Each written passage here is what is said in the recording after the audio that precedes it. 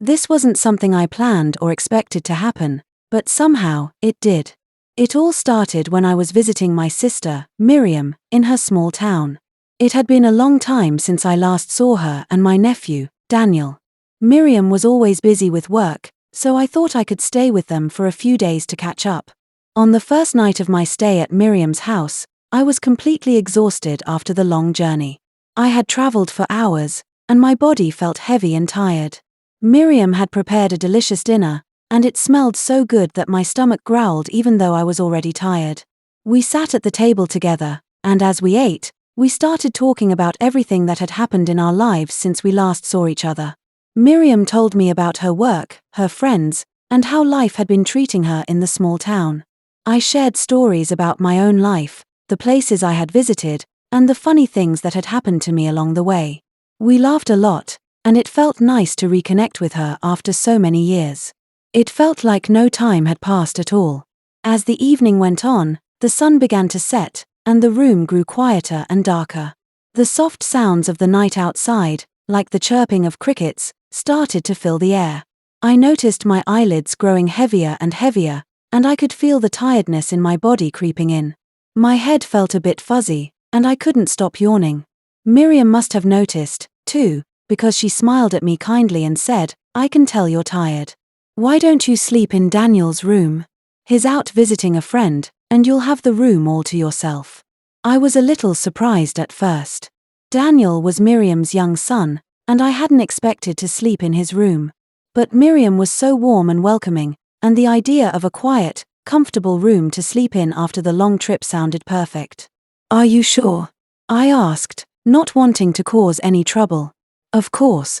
He won't mind. He'll be back tomorrow," Miriam said with a gentle laugh. "It'll be more peaceful for you, too."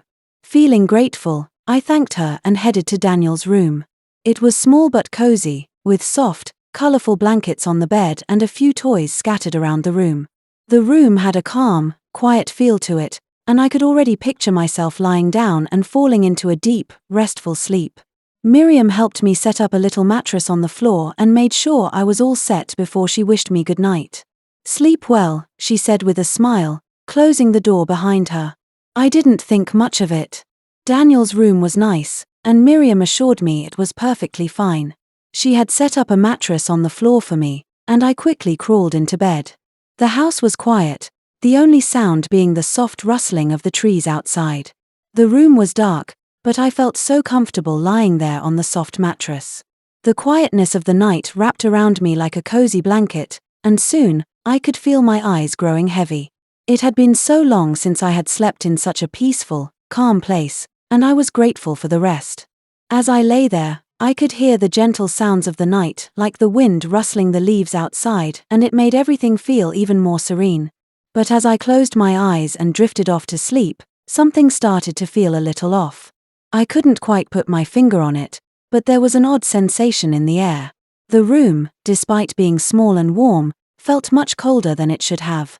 The chills seemed to crawl over my skin, and the air around me felt thick, almost heavy, as though I was breathing through something that wasn't quite right. I tried not to think too much about it. Maybe it was just the unfamiliar surroundings, I thought, or maybe it was just my tired mind playing tricks on me. I rolled over, pulling the blanket tighter around me, and tried to ignore the strange feeling in the air. But no matter how much I tried to relax, it lingered, like an invisible weight pressing on my chest. Eventually, I fell into a deep sleep, my body too tired to think about the odd sensation any longer. Suddenly, I was jolted awake. My eyes fluttered open, and for a moment, I didn't know where I was. The room was still dark, the soft moonlight creeping through the curtains, but something was different.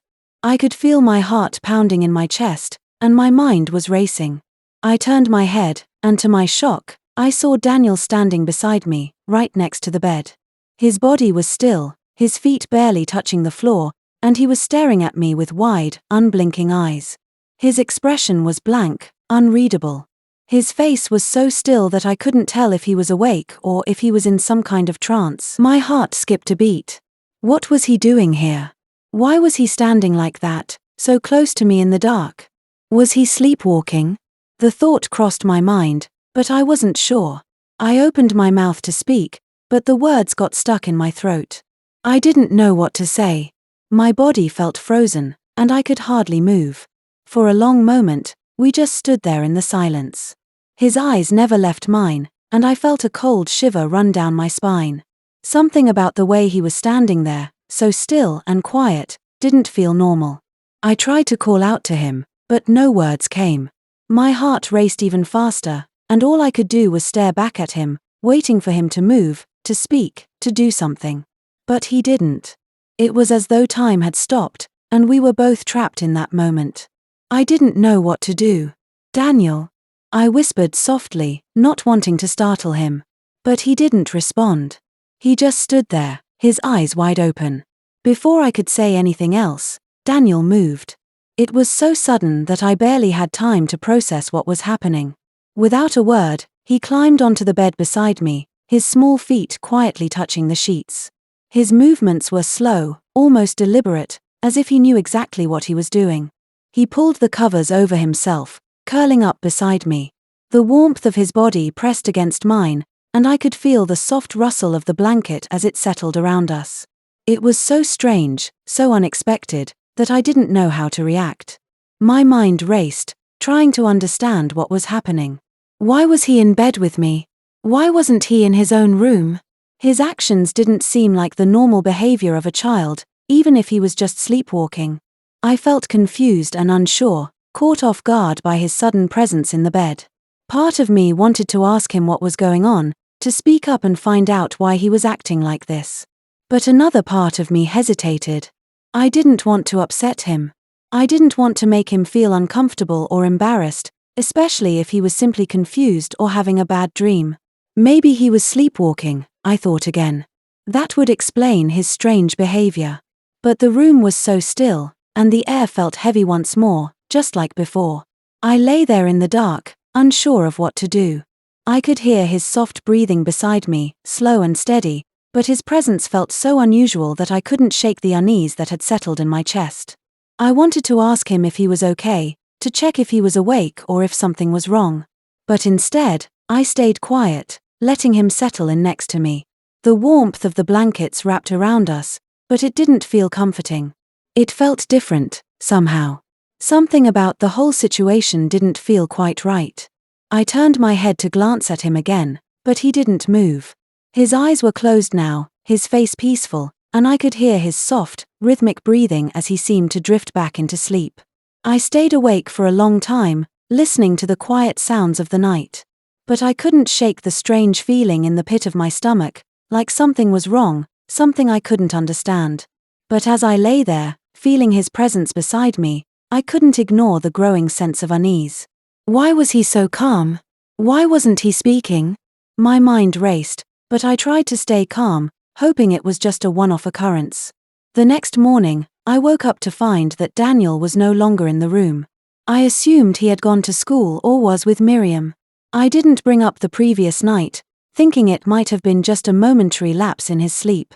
But that evening, as I settled back into the room, I noticed something odd. The door to the room was slightly ajar, as though someone had been in and out during the day. I dismissed it as nothing more than a coincidence. The night fell again, and once more, I found myself in the same room, lying on the mattress, trying to fall asleep.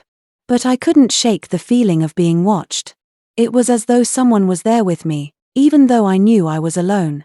Suddenly, I heard a soft sound, like the creak of the door opening. I held my breath, my heart beating faster. Was it Daniel again? I didn't have the courage to look. I simply lay still, hoping the noise would go away. But it didn't. The sound grew louder, as if someone was moving closer. And then, I felt it. The weight of someone sitting on the mattress beside me. My heart stopped. It was Daniel again. I didn't turn to face him this time. I couldn't. My body felt like stone, frozen in place, and my mind raced with confusion and fear. What was happening? Why was Daniel coming into my room in the middle of the night? What was he thinking? I had no answers, only a strange sense of unease that seemed to grow with every passing moment. His presence beside me felt like a weight, though he wasn't saying a word. The room was so still, it was almost suffocating. I could hear his slow, steady breathing, like the calm before a storm, and I couldn't shake the feeling that he was waiting for something, or maybe I was. Time seemed to stretch on forever, each second heavier than the last. I stared at the dark ceiling, trying to calm my nerves, but the tension in the air made it almost impossible to relax. My thoughts swirled around, trying to make sense of what was happening, but nothing felt right. Why was he there? What did he want? Finally, after what felt like an eternity, I mustered up enough courage to break the silence. My voice barely made a sound as I whispered, "Daniel, what's going on?" The words left my mouth before I could think them through. It was the only thing I could think to say, but even as I spoke, I wasn't sure if I really wanted the answer. There was no answer. I tried again, this time louder, "Daniel, why are you here?"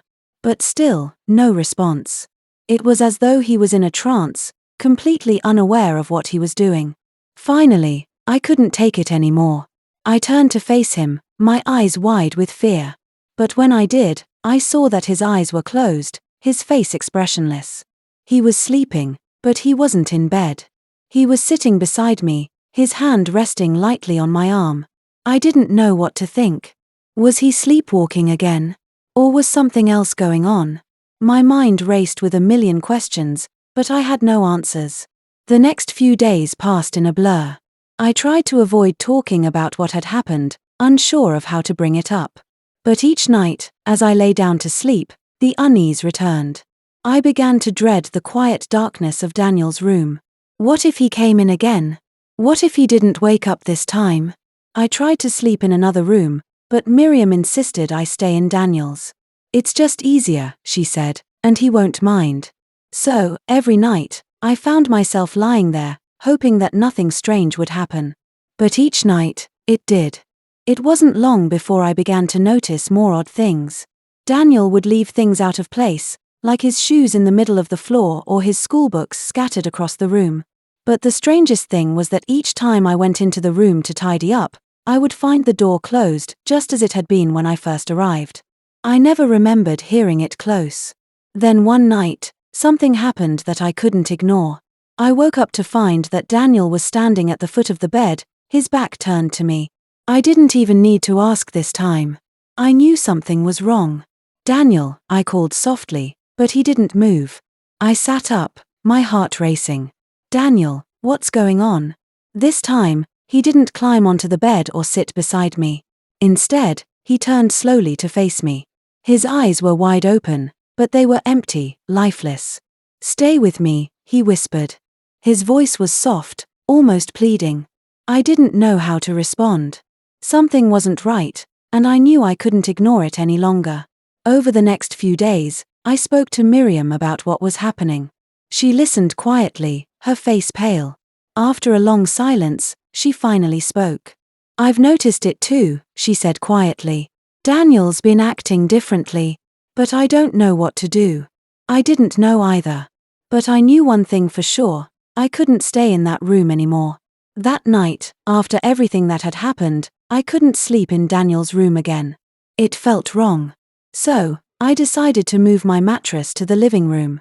I dragged it across the floor, feeling uneasy with every step I took. Miriam saw me, but she didn't ask any questions. She just nodded as if she understood exactly why I was doing it. Her quiet nod made me feel a little better, like maybe she had seen something too.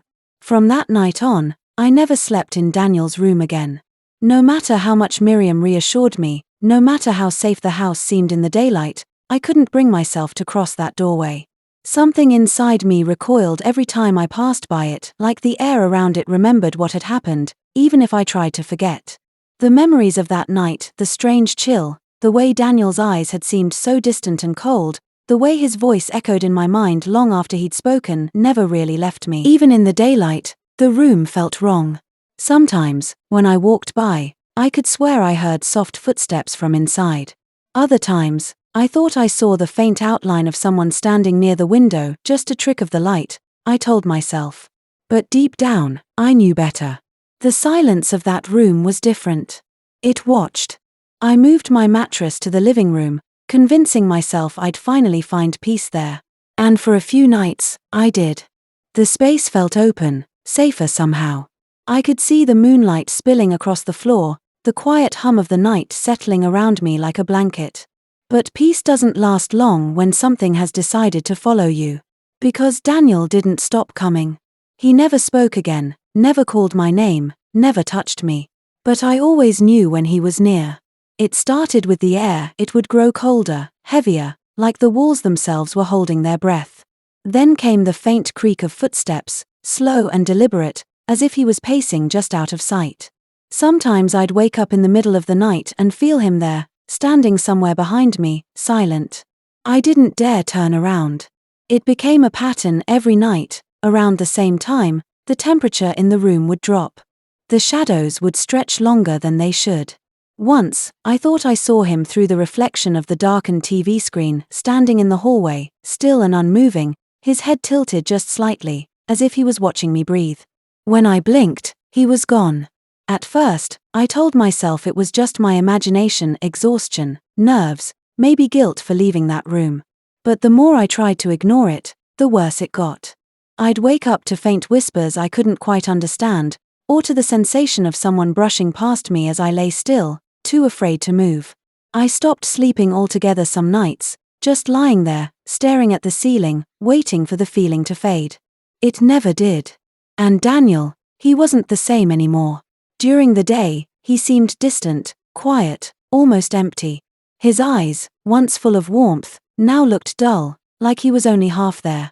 Miriam noticed it too. I could tell from the way she looked at him when she thought I wasn't watching. But she never said anything. Maybe she didn't want to believe it. Maybe she already knew. I started to wonder if the boy who stood in that room with me that first night was really Daniel at all, or if something else had taken his place. Whatever it was, I didn't want to know. Some things are better left unexplained. Some questions are better left unasked. And some rooms are better left alone. So, I stayed in the living room, pretending everything was fine. I told myself I was safe, that the thing in Daniel's room was behind a door I'd never open again. But deep down, I knew that wasn't true. Because even now, when the house falls quiet and the shadows grow long, I can still feel him, standing somewhere just out of sight, watching. Waiting. And every night, just before I fall asleep, I hear it again. The soft creak of the floorboards. The faint whisper of my name. And the cold air, crawling slowly over my skin. He's still here. He never really left.